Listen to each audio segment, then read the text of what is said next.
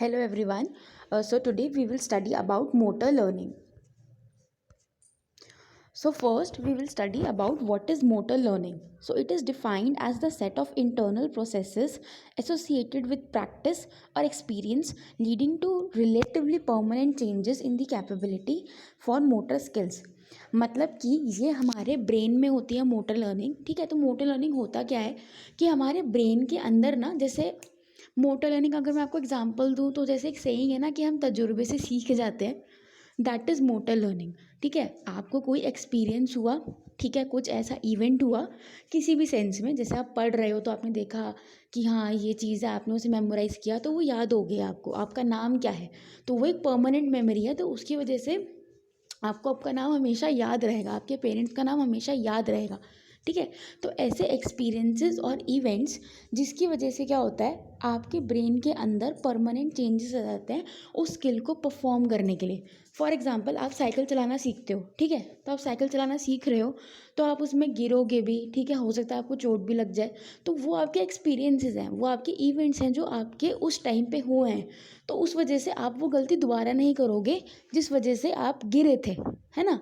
तो वो उसने आपको क्या लर्निंग दी, एक चीज़ सिखाई आपको, जिसकी वजह से आपके ब्रेन में वो चीज़ बैठ गई कि हाँ ऐसे जाऊँगा तो नहीं गिरूँगा, ऐसे जाऊँगा तो गिर जाऊँगा. तो आपकी जो साइकिल चलाने की स्किल थी वो इम्प्रूव हो गई, वो अच्छी हो गई. It's just an example. ठीक है, तो उसे हम कहते हैं मोटर लर्निंग. तो ये एक कॉम्प्लेक्स प्रोसेस होता है. ऐसा नहीं कि आप एक ही दिन में चीज़ सीख जाते हो, नहीं ना, आपको टाइम लगता है. And it requires spatial, temporal, and hierarchical organization of the CNS. Improvement in performance result from understanding of task and practice and are frequently used measures of learning.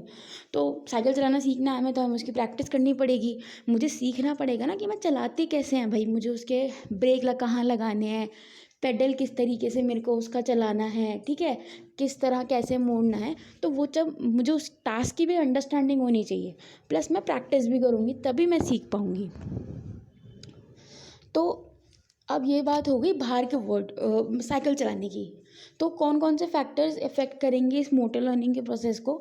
Depression, anxiety, motivation. ठीक है, तो अब ये जो learning करते हैं इसको हम परफॉर्मेंस कर्व बना के भी जज कर सकते हैं. ठीक है, and retention provides a better measure of learning. तो what is retention? So retention test is the ability of the learner to demonstrate the skill over time and after a period of no practice.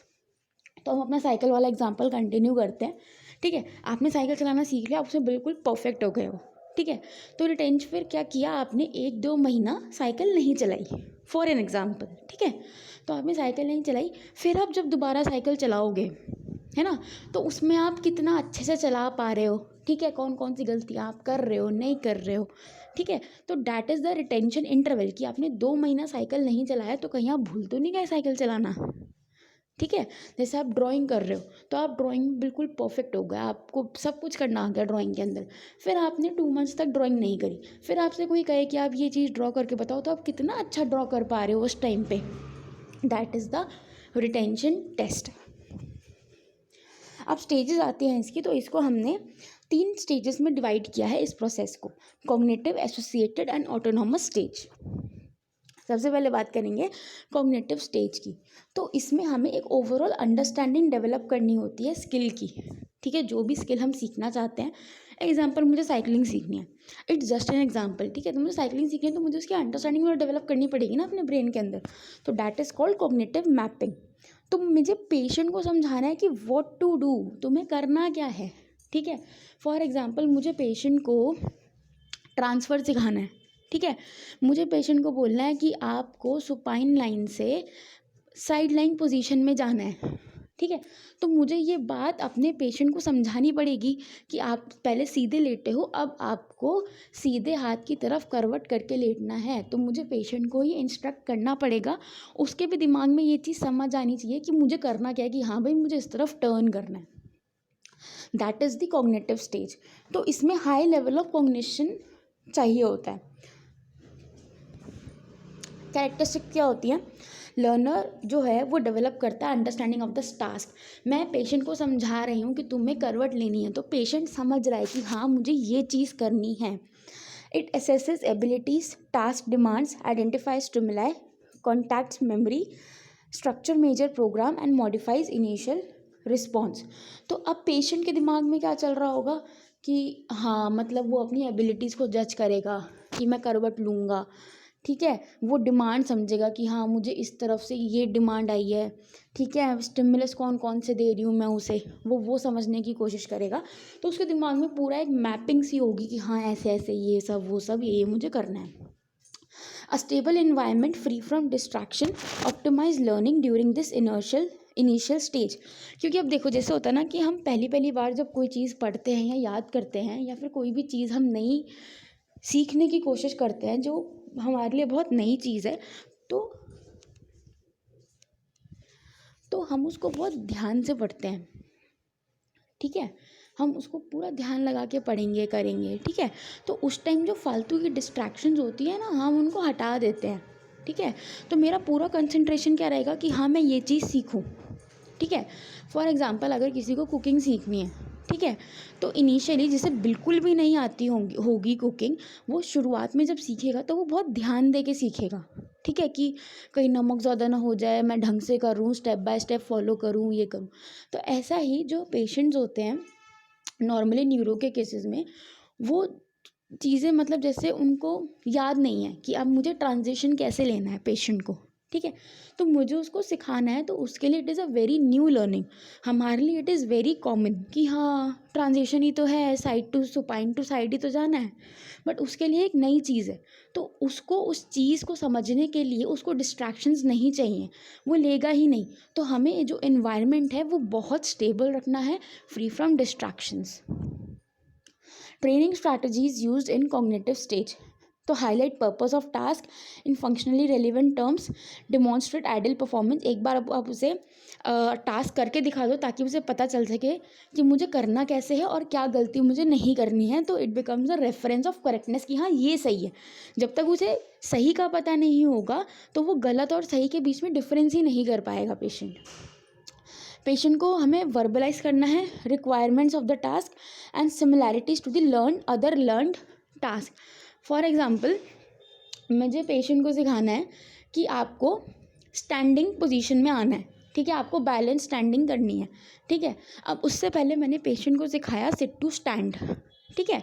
तो मैं इन दोनों के बीच में similarities ला के patient को सिखा सकती हूँ कि जैसे आपने सिट टू स्टैंड में स्टैंडिंग वाली पोजीशन अटेन करी थी ना आपने, तो आपको वो वाली स्टैंडिंग पोजीशन है ना वो खड़े रहना है अपने आप को और उसमें बैलेंस मेंटेन करना है।